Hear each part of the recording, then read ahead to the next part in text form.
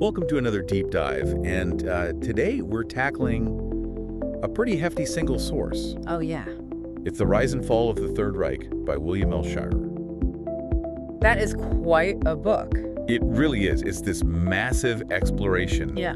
of Nazi Germany in World War II. Yeah, it covers a lot of ground. It does. So we're going to try to guide you through some of the most fascinating and I guess, Crucial details. crucial, the turning points and all that. Yeah. One of the things that makes this book so interesting right off the bat is that Shirer, Yeah.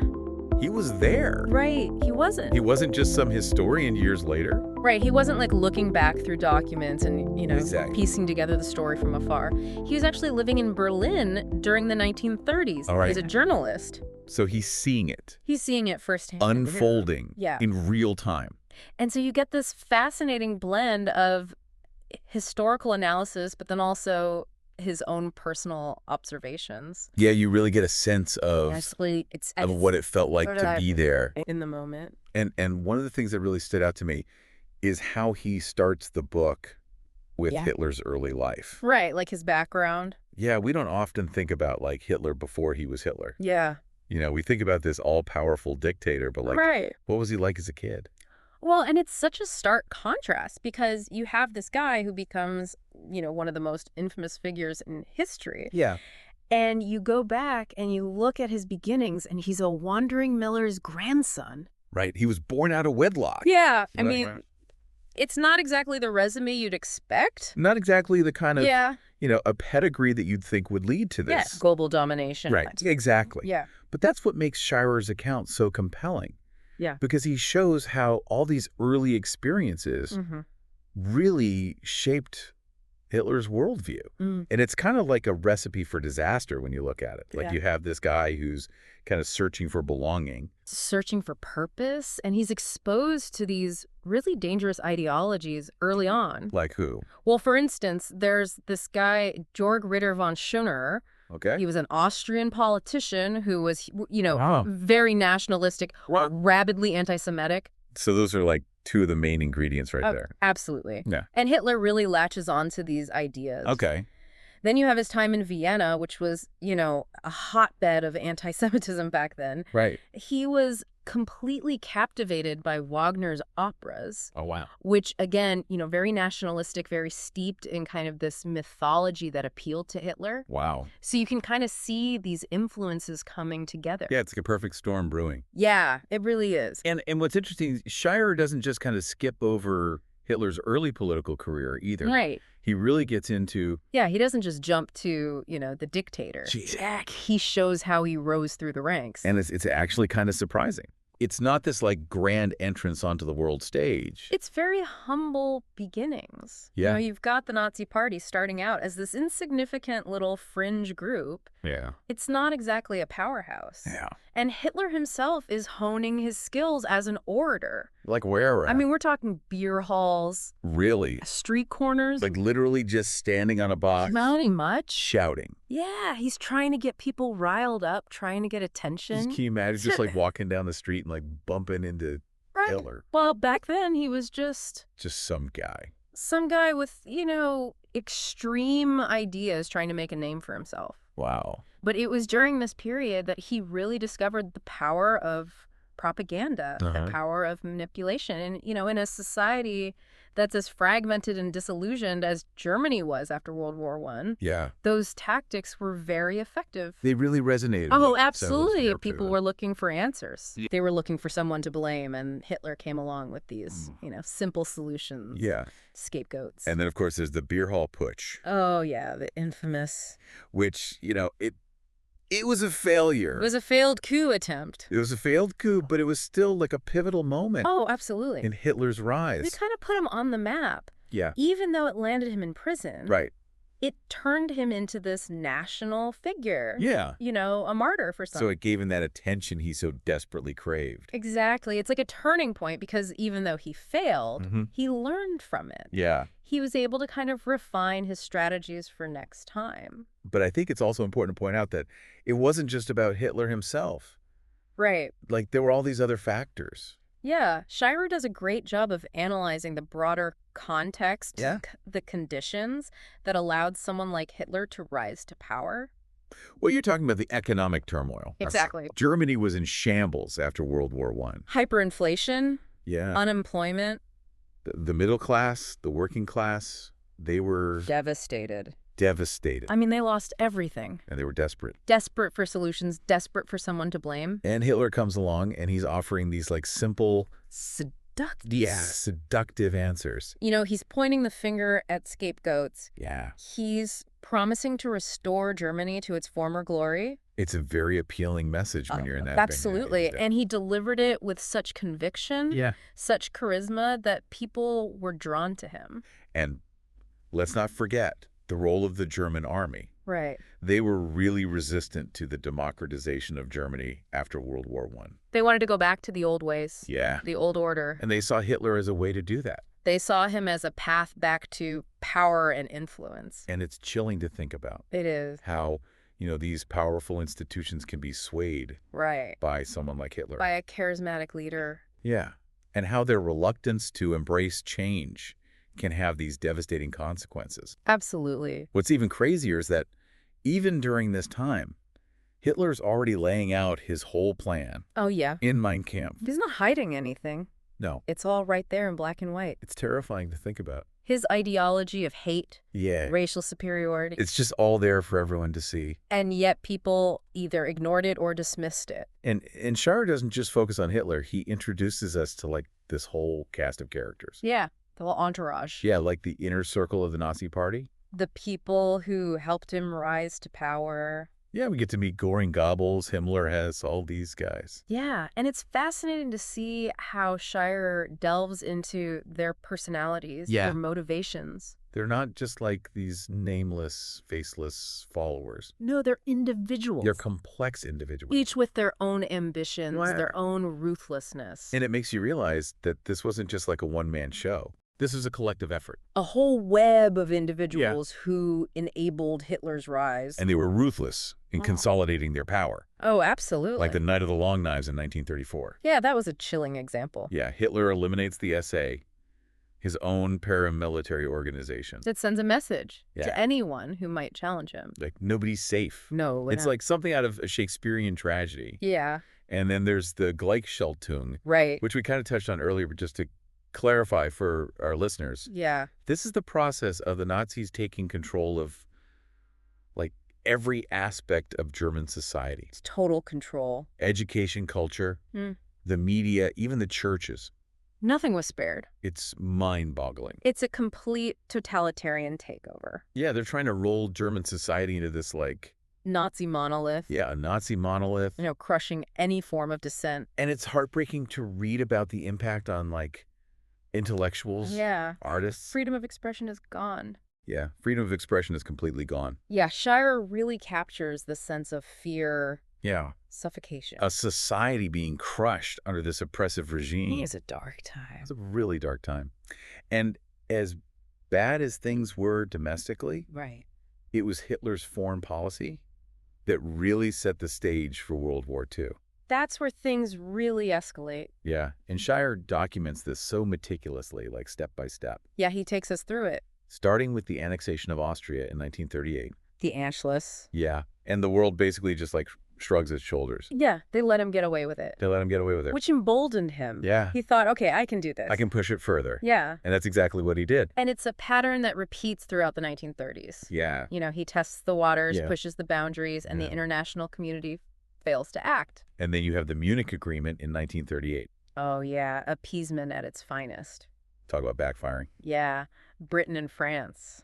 Yeah. They just wanted to avoid war at all costs. Right. So they basically gave Hitler Czechoslovakia. On a silver platter. Pretty much. And Shirer, being there, witnessing these events. Yeah. It's so valuable. It captures the mood. He captures the mood. Yeah, like the sense of betrayal. Yeah. The realization that Hitler's not going to be satisfied with just this. You're not going to stop. He's not going to stop. And then comes the real shocker. The Nazi-Soviet Pact in 1939. This alliance between two seemingly ideological enemies. Yeah, it was a complete shock. It completely changes the game. Oh, yeah, it upends the balance of power in Europe. And it paves the way for the invasion of Poland. Which, of course, which marks the beginning of the start of World War II. World War II. It's like a plot twist in a thriller. It really is. It was a brilliant move on Hitler's part. Yeah. You know, a temporary alliance of convenience. Mm-hmm. It served both his interests and Stalin's interests. And it's a reminder that alliances can shift so quickly. Oh, yeah. And that ideology Right. can take a back seat. To cold, hard strategy. To cold, hard strategy. Yeah. And with the invasion of Poland, Yeah. Shirer brings us to the brink. The brink of war. Of global conflict. Yeah. It's a turning point, not just because it starts the war, Right. but because it reveals Hitler's true nature. His ruthlessness. Yeah, he's willing to use any means necessary to get what he wants. to achieve his goals. And the world's about to pay a terrible price. A terrible price for underestimating him. Yeah, for their failure to stop him. It's a sobering It reminder really is. of how quickly things can spiral out of control. And how important it is to recognize these warning signs Yeah, early on. absolutely. But we've only just scratched the surface Yeah. of Shirer's incredible work. There's so much more to unpack. There's so much more. We've got to delve into the inner workings of the Nazi regime. Yeah. The horrors of the war. The human stories. Yeah. The moral dilemmas. And ultimately, the downfall the downfall of the Third Reich. of the Third Reich. So stay tuned. Yeah. We'll be back. One more. So as we kind of dig deeper into Shirer's account of this whole thing, Yeah. you start to realize just how pervasive the Nazi control really was in Germany. Yeah. We were talking about the Gleichschaltung earlier, remember? Right. Yeah. Like the process of Nazifying all aspects of German society. Exactly. And it wasn't just about silencing opposition. Right. They wanted to fundamentally reshape German society Yeah. to make it into this perfectly aligned Yeah. Nazi machine. Like every gear turning in the same direction. Exactly. It's mind-blowing when you think about how thoroughly they infiltrated every aspect of life. Everything. Education, the media. Yeah. Even like religious institutions weren't off limits. Right. Churches found themselves under intense pressure to conform to Nazi ideology. It's a chilling example of how totalitarian regimes operate. It really is. It makes you wonder, like, how did people just go along with this? Well, that's the thing, right? The climate of fear that Shirer describes was so pervasive, people were terrified to speak out. Yeah. Because you never knew who was listening. Exactly. Or who's going to report you. You could end up in a concentration camp just for whispering a criticism of the regime. So even if you didn't agree with what was happening, Right. you just kept your mouth shut. It was safer that way. And the SS played a particularly sinister role in all of this, right? Oh, absolutely. The SS under Heinrich Himmler, Right. they were like the architects of terror. Yeah, the enforcers. Enforcers of Nazi ideology, they were ruthless. And Shirer's portrait of Himmler is just chillin'. Yeah, he comes across as this almost bureaucratic figure, very methodical, very cold. Like he's not some kind of raving lunatic. Right. He's just this very calculated. Yeah, almost banal in a way. Yeah. And yet he's responsible for these horrific crimes. It's mind-blowing. It really shows how evil can wear many faces. It doesn't always look like what we expect. No. But even in this atmosphere of terror and oppression, Yeah. Shirer finds these glimmers of resistance. Right. There were people who refused to be silenced. People like Pastor Martin Niemöller. Yes, Niemöller. His story is really remarkable. Yeah, he was a Lutheran pastor. Right. Who initially supported Hitler. He did it first. But then he became disillusioned. When the Nazis started interfering in church affairs. Yeah, he couldn't stay silent. He spoke out against the regime. And he paid a heavy price for it. He was imprisoned in concentration camps for years. But his words... His famous quote. First, they came for the socialists. Right. It's such a powerful reminder that we have to stand up to injustice. Yeah. Even when it's not directly targeting us. Because eventually it will. Yeah. It's a slippery slope. It really is. And Shirer doesn't just focus on the political and social upheaval. Right. He also talks about how Germany became a cultural wasteland under Nazi rule. Yeah. I mean, they burned books, destroyed art that they considered degenerate. Anything that didn't conform to their ideology. Right. It was a systematic campaign to erase anything that didn't fit their worldview. And it shows how totalitarian regimes view art and culture. Yeah, it's not about creativity or expression. Right. It's about control. Yeah, they want to use art as a tool for propaganda.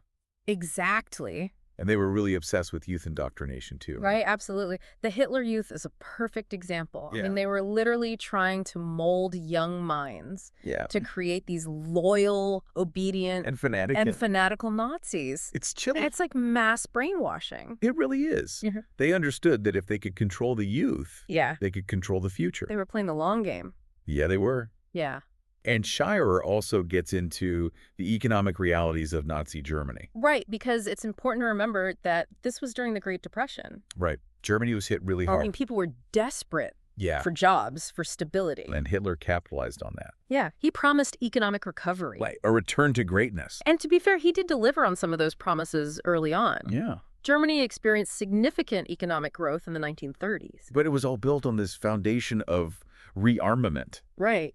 And ultimately, it wasn't sustainable. No, it was a house of cards. It's a house of cards.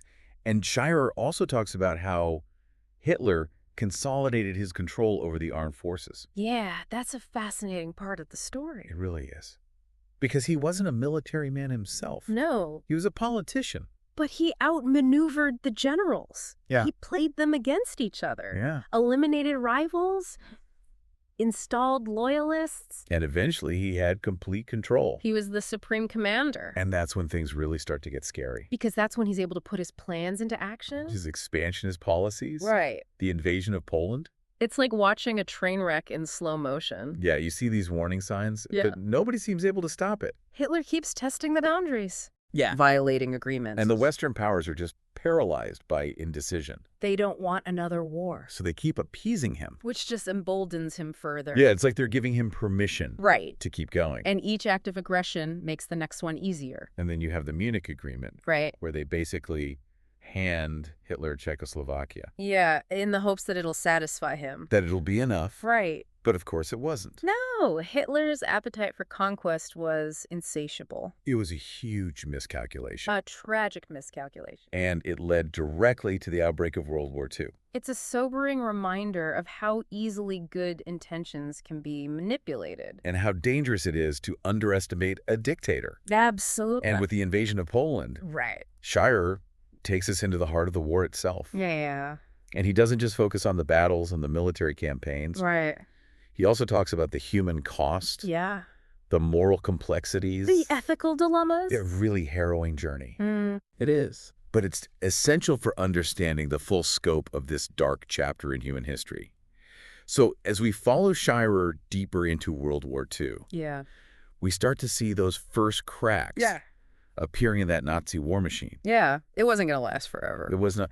And the tide really starts to turn with the Battle of Stalingrad. Oh, yeah, Stalingrad. Brutal clash on the Eastern Front. Just brutal. I mean, a turning point in the war, for sure. It really was. Yeah. And Shirer just captures the brutality of it. The sheer scale of it. Yeah, the desperation, suffering. Yeah, hundreds of thousands of lives lost. On both sides. On both sides, it was a meat grinder. It's hard to even imagine. It is. It's hard to comprehend the scale of the devastation. Yeah. But it's also a testament to the human spirit, right? Oh, I mean, the Red Army's determination to resist. Just incredible. Incredible. Their victory at Stalingrad was a major turning point, not just strategically, but also psychologically. Yeah. The myth of Nazi invincibility was shattered. Gone. The German people, they started to see that this war wasn't this glorious campaign that Hitler had promised. It was leading them to ruin. It really was. Yeah. And Shirer's account of the war, yeah, it's not just about battles and you know, troop movements. Right. He really digs into these moral complexities. Yeah, ethical dilemmas that people were facing. Yeah, he talks about ordinary Germans caught in this machinery. Yeah, just trying to survive. Of the Nazi state. Yeah, some collaborated. Right. Some resisted. Some just tried to keep their heads down. Yeah, and it really forces you to think about individual responsibility in these kinds of situations. Yeah, like what choices do you make? Right. When you're faced with something like this? It's a tough question. It's a really tough question. Mm-hmm. And of course, we can't talk about World War II without talking about the Holocaust. Right. Shirer doesn't shy away from it. He details the systematic extermination of millions of Jews. Yeah. He lays bare the horrifying truth. Yeah, the chilling efficiency of the Nazi death machine. It's a deeply disturbing chapter in human history. It's incredibly difficult to read about. It is, but it's essential to understand the full scope of these atrocities. Yeah. To learn from the past. And as the war drags on, Shirer describes that growing desperation of the Nazi leadership. Their delusion. Yeah, they still believe they can somehow win. Yeah, they're clinging to power. Even as everything's crumbling around them. It's like a slow motion collapse. It really is. But amidst the chaos and the destruction, these acts of resistance start to emerge within Germany itself. People risking their lives. Yeah, people like Klaus von Stauffenberg, who tried to assassinate Hitler in 1944. It was a bold move. It was incredibly brave. Yeah, these acts of defiance, they give us hope. Yeah. They show that even in the darkest of times, the human spirit can still shine through. And eventually it was these resistance movements, along with the Allied forces, that brought down the Third Reich. Yeah, Shirer's account of the final days of the war. Yeah. It's both gripping and tragic. It really is a culmination of years of conflict and devastation. And loss. But also this moment of liberation for Europe. Freedom from Nazi tyranny. The rise and fall of the Third Reich is just a monumental work. It is. It's this sweeping, meticulously researched account of one of the most pivotal periods in history. Absolutely. It captures not just the political and military events, but the human stories. The moral complexities and the resilience of the human spirit. It's a book that stays with you long after you finish reading it. It makes you think. Yeah, it challenges us to confront that darkness of the past. To learn from the mistakes that were made. Yeah, to be vigilant against hatred and intolerance. Because those forces are always lurking. They are. If you're looking to understand this era in history, this book is a must-read. Absolutely. We've got an affiliate link in our show notes. So you can grab a copy. Check it out. It's a journey into one of the darkest chapters of human history. But it's also a testament to the power of the human spirit. It really is. So until our next deep dive, keep questioning. Keep learning. And remember that understanding the past is key to building a better future.